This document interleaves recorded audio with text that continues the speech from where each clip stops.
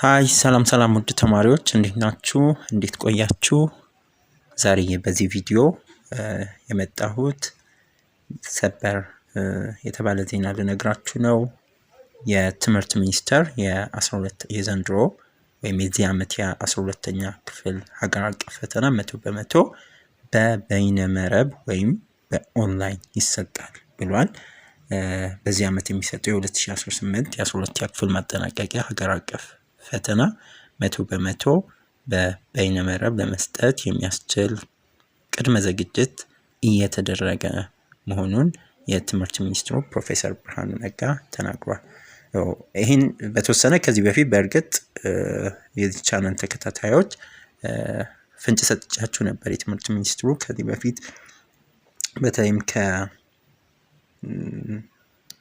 ጥራት ኳሊቲ ጋር በተያያዘ ከዚህ በፊት ከሰው ሀብት ልማት ስራ ስምሪት ቴክኖሎጂ የ2018 የሩብ ዓመት ለህዝብ ተወካዮች ምክር ቤት ባቀረቡ ሰዓት የነበራቸው ኢንተርቪው ላይ ተናግሯል ብዬ በዚህ ቻናል ቪዲዮ ሰርቼላችሁ ነበር። 100% በኦንላይን ለመስጠት እየሰራን ነው ብለዋል።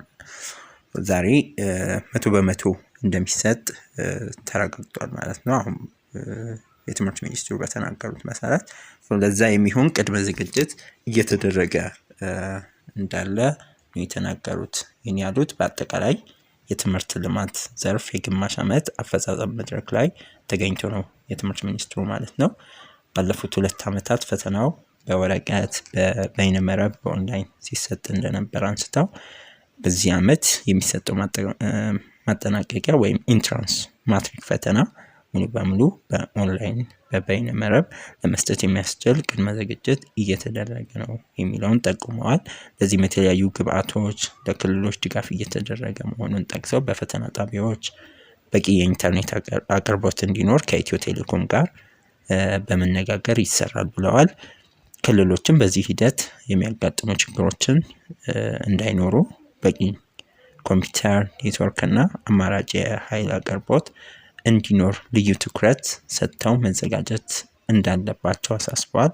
ተማሪዎች በቂ ስልጠና መስጠት እንደሚገባም አስገንዝበዋል። ከዚህ ጋር በተያያዘ የክልልና የከተማ መስተዳድሮች ይህንን አውቀው አስፈላጊውን ድጋፍ እንዲያደርጉ ጠይቀዋል።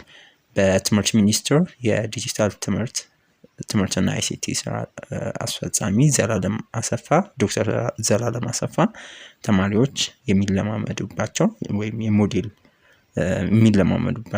ፈተናዎች በበቂ ሁኔታ የተዘጋጁ መሆኑን ገልጸዋል። ተማሪዎች አስቀድሞ እንዲለማመዱና ስልጠና እንዲያደርጉ ማድረግ ይገባል ብለዋል። ስለዚህ በዚህ መልኩ ለዘንድሮ የኦንላይን ፈተና ከወዲሁ ዝግጅት ማድረግ ይጠበቅባቸዋል ማለት ነው። በተወሰነ ብዙ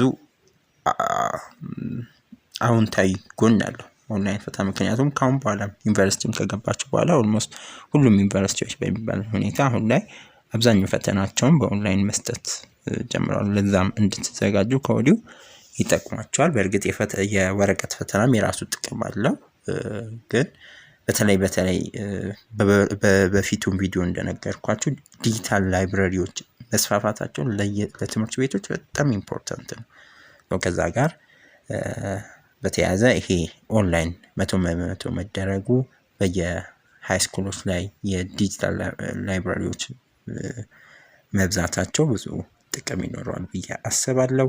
ጥያቄ አስተያየት ካላችሁ ኮሜንት ላይ ጻፉ። ምን እንደተሰማችሁ ሐሳባችሁን ኮሜንት ላይ መጻፍ እንዳትረሱ። ቪዲዮን ላይክ አድርጉ። ላልሰሙ ለጓደኞቻችሁም ሼር ማድረግ እንዳትረሱ። ባይ ባይ።